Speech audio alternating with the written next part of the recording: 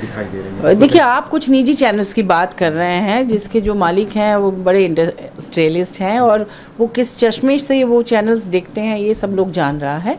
लेकिन अगर सभी चैनल्स की बात करें जो बिल्कुल तटस्थ भाव से, निरपेक्ष भाव से बात करते हैं, तो उनके आंकड़े बहुत हम लोगों को आशान्वित करते हैं, इंडिया गठबंधन को, क्योंकि चुनाव में अंडर करंट था, कई जगहों में बहुत कड़ी टक्कर थी और हम लोग तो बहुत ज़्यादा सीट्स की उम्मीद रख रहे हैं क्योंकि चुनाव बहुत अच्छे से लड़ा गया है।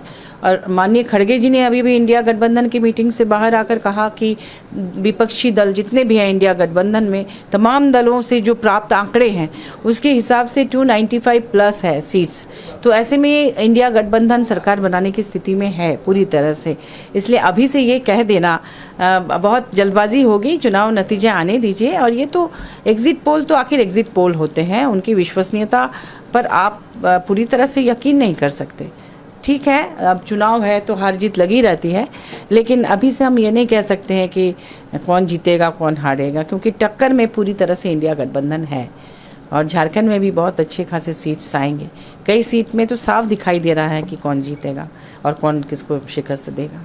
झारखंड में पूरी उम्मीद है? बिल्कुल, झारखंड में बहुत अच्छा रिजल्ट होगा। ये बात तो सारे बड़े चैनल्स भी कह रहे हैं, जो नेशनल लेवल के चैनल्स हैं वो लोग भी कह रहे हैं कि इस बार पिछले बार की तुलना में झारखंड में सीट्स काफ़ी बढ़ेंगे। पूरी तरह से एग्जिट पोल को किस तरीके से देखिए, एग्जिट पोल तो सिर्फ किसी एक ने नहीं किया, बहुत सारे चैनल्स ने किया, तो सबके एग्जिट पोल देखने का वक्त अभी इतना जल्दबाजी में नहीं हुआ। लेकिन जो भी बड़े चैनल्स हैं उसको मैंने देखा तो वो लोग भी कहीं ना कहीं कंफ्यूज्ड हैं। कोई बहुत ज़ोर से नहीं कह रहा है, जैसे कोई कह रहा है 4 से 6 मिलेगा इंडिया गठबंधन को झारखंड के कॉन्टेक्स्ट में, तो कोई उससे 2 बढ़ा दे रहा है, कोई घटा दे रहा है। तो वो खुद भी वो शेकी है, मतलब वो भी बहुत ये के साथ नहीं बोल पा रहे हैं क्योंकि उनके पास इस तरह का कोई आंकड़ा है ही नहीं। क्योंकि अंडर करंट था, इस बार का चुनाव जनता ने लड़ा है, पार्टियों ने शायद उतना नहीं लड़ा जितना जनता ने लड़ा है। क्योंकि भाजपा को 10 साल मिले थे काम करने के लिए, वादे पूरे करने के लिए, लेकिन वो अपनी उम्मीदों पर खरा नहीं उतरे। और जिस तरह से जनता पर आर्थिक बोझ बढ़ा, नोटबंदी के बाद जो स्थिति हुई, बेरोजगारी की जो स्थिति हुई, जो वादे किए गए कि 15 लाख देंगे अकाउंट में, वो सब तो कुछ नहीं हुआ। महिला सुरक्षा की स्थिति भी वैसी ही है। कुछ प्राइवेट लोगों को देश की इतनी संपत्ति बेच दी जा रही है, उसमें लोगों की सरकारी नौकरी चली जा रही है। फौज की स्थिति ऐसी है कि 4 साल में उनकी नौकरी चली जाएगी तो फिर वो बेरोजगार हो जाएंगे। तो आम जनता जो है वो अंदर अंदर कहीं ना कहीं घुट रही है।